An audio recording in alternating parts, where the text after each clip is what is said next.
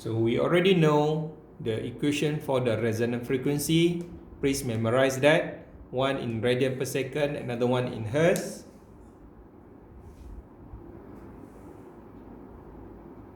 Okay, so the frequency response of the resonance circuit current is given as this equation here. Okay, this is V over Z, and this is the total impedance. Just now we have seen this is the total impedance. The same circuit that we have seen previously.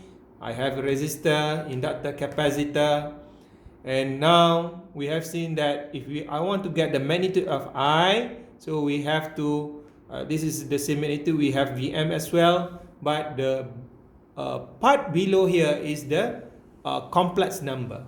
So in order to get the magnitude of that, it should be write down as this, R squared plus the imaginary parts here, you have to square and square root everything. Okay, so in order to draw the sketch here, okay, what is the y-axis and what is the x-axis? Here it draw between this is current, okay, this current here, this is current, and this is omega, okay, omega, and the frequency here in radian per second, omega, you have here in the middle will be the peak value, omega naught, okay. When this occur, this is the resonant situation, and the value of XL and XC is similar, and this will be gone. So what left is Vm over square root of R squared, because resonant this will be 0. In other words, what left, it will be only Vm over R, because R squared square root becomes R. So this is Vm over R, and it is occurred at this point, what we call it as resonant. This is resonant frequency. And we must know a bandwidth, definition of bandwidth, it will go a little bit lower here, and when we draw the values, this line here, we have 2 points here, omega 2 and omega 1, and this value here occur when it is Vm over R times 1 over square root of 2, or Vm over square root of 2R. In other words, it is the value of 0.707 Vm over R. So this is the situation where we have this one point here, another point here, omega 2 and omega 1, and between omega 2 and omega 1, we call it as bandwidth. Okay? So the average power dissipated by the RLC circuit is half times I squared times R. So the highest power dissipated occurs at resonance. It makes sense, right? If you have the maximum current, so that is where we have the maximum highest power. So you can plug in the values of this Vm over R, because this is the current, into this. So I have 1 over 2 Vm over R squared R. So squared means I have R squared at the bottom, so it will be cancelled out, so it will be simplified like this.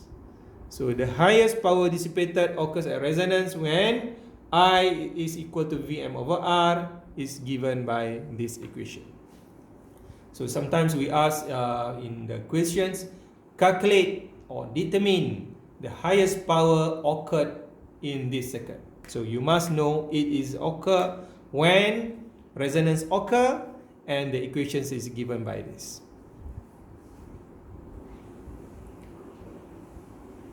The feature of series resonance, the impedance is purely resistive. Okay, I already explained just now. It is purely resistive because the inductor and capacitor and inductor already cancel out. Okay, and LC series combination acts like short circuit. So it is just like we have only one resistor. the supply voltage Vs and current I are in phase because we already ignore the imaginary parts, or in other words, the imaginary parts are already gone. So we have only resistor.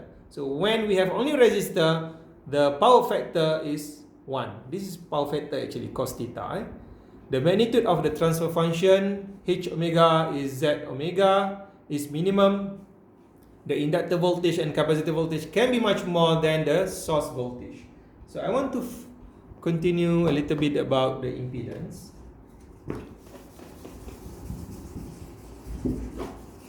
So if you draw the impedance circuit, okay, let me erase this first.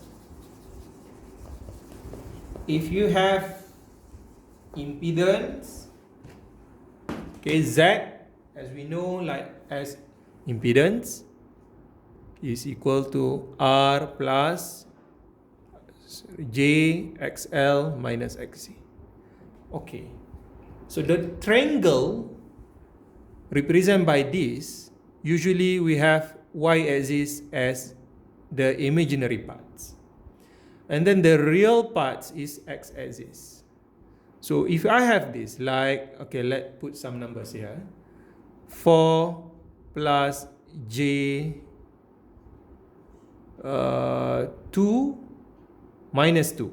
Okay, because I have 2 unit of XL and 2 unit of XC. Negative 2 unit. Okay, negative 2. So if I draw the circuit, it will be R as 4. 4. And then this is J. And then I have 1, 2, this is positive 2, J at this point.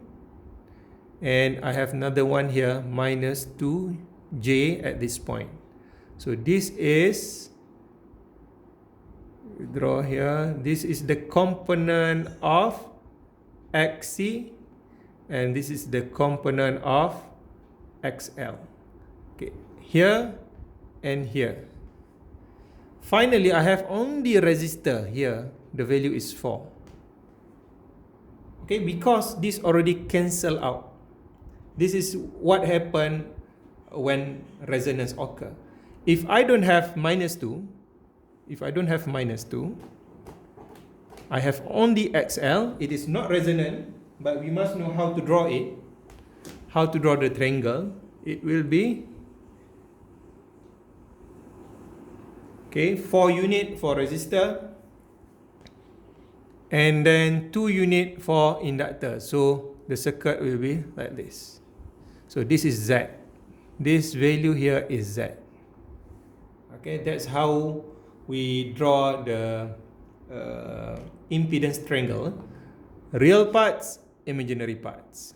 Okay. So we continue here.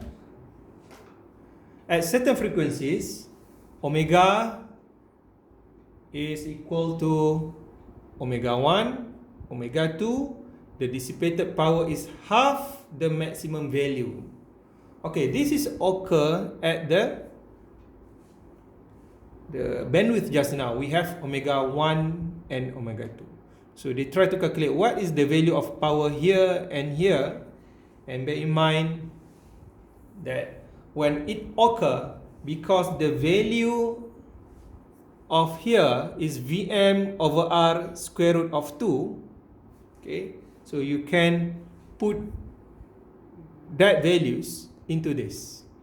Instead of have Vm over R, if you put Vm over R, you have these equations. But if you put here Vm over square root of 2R, so what you have here this Vm squared over 4R. Okay, so this is known as half the maximum value. The dissipated power is half the maximum value, or we call it as the half power frequencies. Okay, so you must know, for example, if the question asks you calculate the half power frequencies, so we use Vm squared over 4R. Okay, the half power frequencies can be obtained by setting Z equal to square root of 2R. So this is the what we call it as regulations in order to get omega 1 and omega 2. So in the textbook, in the reference book, you can refer how this is obtained, but usually we just directly use this equation here, where omega 1 is minus r over 2l square root of r over 2l squared plus 1 over lc. So this is inductance value, this is capacitance values, resistance values, inductance values, resistor, inductor, where the other one we have positive. Okay, if you compare this and this, because this is the higher band, remember that omega 2 and omega 1 is the bandwidth. Okay, I have the higher and I have the lower. Okay, higher frequency, lower frequency in radian per second. So omega 2 you have positive value. That's the only difference between omega 2 and omega 1. If you compare these two equations, one I have positive, the other one is negative. So if I memorize one, so the other one I know omega 1 is negative. Right? And what is omega naught? Omega naught is square root of omega 1, omega 2. Okay, later on we are going to see that in the parallel circuit, this equation is slightly different. But here the component in parallel is similar to this 1 over LC.